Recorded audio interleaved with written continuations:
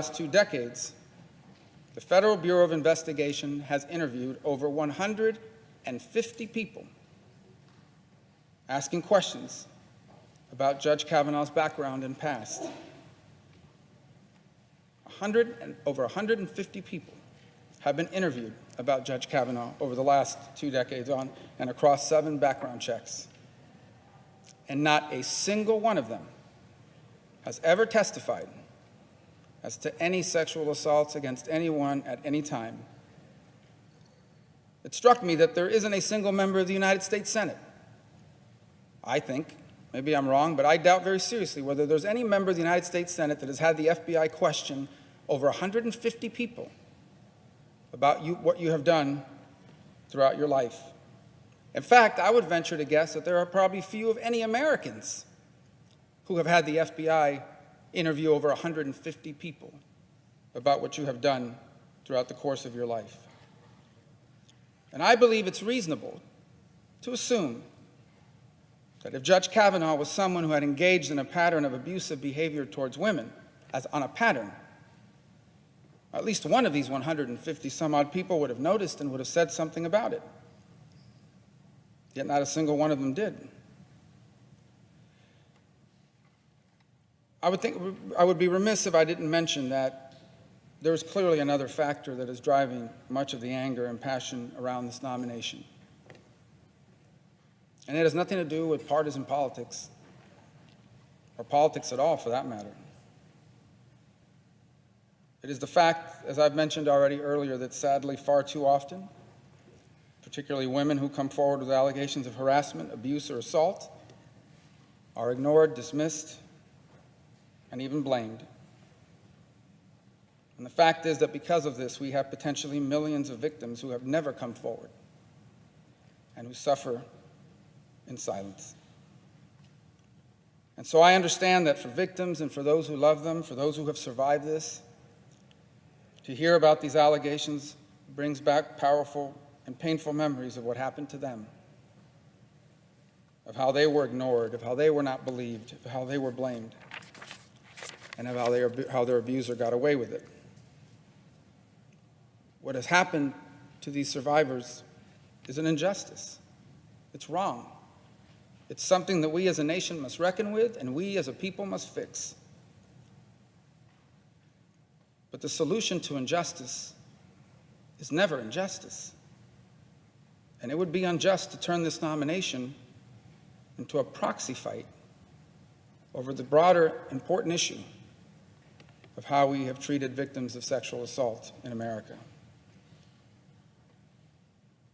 As important as that topic is, this debate is about a specific case involving specific people and specific allegations. And fairness and justice requires us to make our decision on this matter based on the facts before us about this matter. It was wrong. It was wrong for some to immediately dismiss these allegations, almost as a reflex. But it's also wrong to claim that a vote for Judge Kavanaugh's nomination means that you do not care about and do not, as a matter of course, believe victims of sexual violence. My colleagues and my fellow Americans, this case is about this case. And while how both the accuser and the accused have been treated has been shameful, we must still make our decision based on what we know. I want to make one thing abundantly clear. I do want people on the Supreme Court who believe that the proper role of that court is to interpret the Constitution according to its original intent. But if I had any evidence, or if any evidence emerges that corroborates these or any allegations of this kind, I would have voted against this nomination in a heartbeat. Because someone who has committed sexual assault shouldn't be on the bench, they should be in jail. And if you lied about it to Congress, you should also be charged with perjury. But after 7 background checks with over 150 people interviewed, We don't have any independent evidence to corroborate these allegations against him. None. So with regards to this specific case, on the basis of the facts that I have before me, that we have before us, on the basis of what facts am I supposed to not just vote down this nomination, but in the process of doing so, render what will forever be perceived as a verdict of guilt? In fact, on the basis of what facts can anyone say or do that? It is legitimate to vote against him because you don't agree with his judicial philosophy. But it isn't fair to say you're voting against him, as some imply, because we're on the verge of putting someone who is confirmed and verified sexual abuser on the bench. That isn't justice.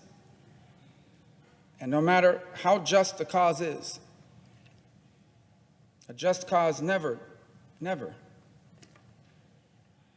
justifies unjust means.